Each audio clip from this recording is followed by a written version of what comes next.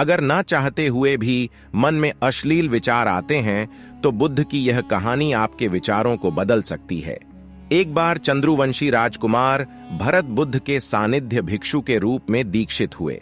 बुद्ध अपने भिक्षुओं को उपदेश देने के साथ साथ उनको भिक्षाटन के लिए भेजते थे, जहां से उनको भिक्षा मिलती।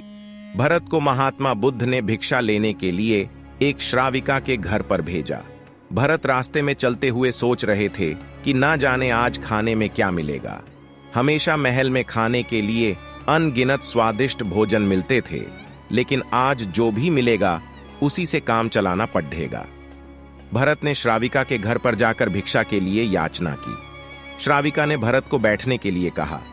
श्राविका जब अंदर गई थी तो भरत पुन अपने प्रिय भोजन के बारे में सोच रहे थे। जब श्राविका भोजन लेकर आई तो भरत अचंभित रह गए। भरत अपने प्रिय भोजन को देखकर खुश हो गए। भरत भिक्षा ग्रहण करने लगे। भिक्षा ग्रहण करते हुए भरत सोचने लगे कि उनको हमेशा खाने के बाद कुछ विश्राम करने की आदत है, लेकिन आज उन्हें यहां से खाना ग्रहण करने के बाद धूप से होकर वापस आश्रम पहुंचना है। भोजन हो जाने पर श्राविका ने भरत को कुछ समय विश्राम करने के लिए आग्रह किया। भरत पुन खुश हो गए।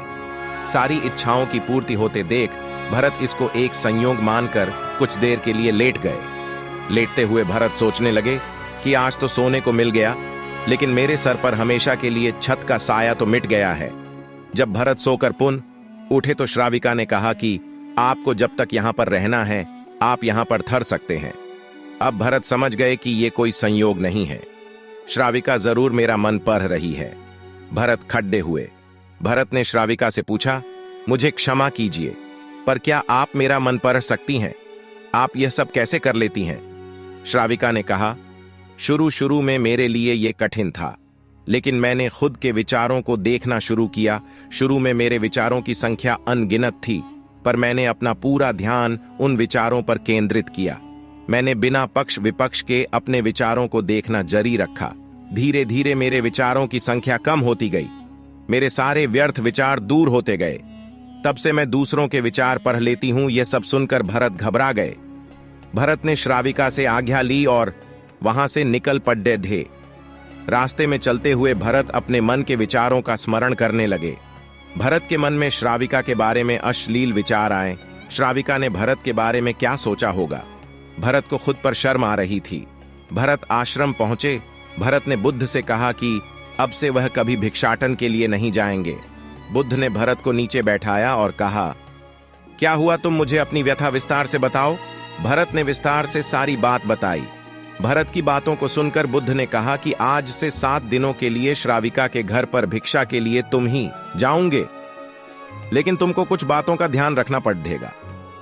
कल तुम जाते हुए अपने चित्त को पूरे होश में रखना।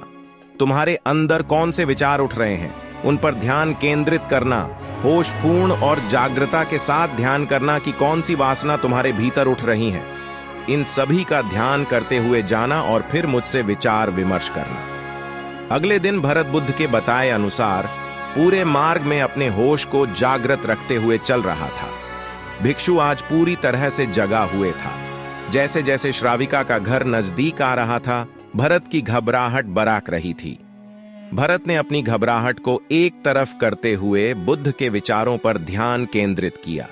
जब भरत श्राविका के घर पर पहुंचा तो उसके दिमाग में केवल एक सन्नाटा था, जिसके भीतर कोई वासना नहीं, कोई कामना नहीं, न कुछ अच्छा पाने की इच्छा थी।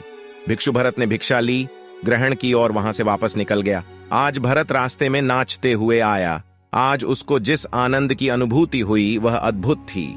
आज से पहले इस आनंद को उसने कभी महसूस नहीं किया।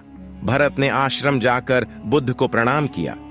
मेरे प्रिय भाई बहनों, कहानी पसंद आई हो तो वीडियो को लाइक करें और ऐसी ही कहानी सुनने के लिए इस चैनल को सब्सक्राइब करें। जय हिंद।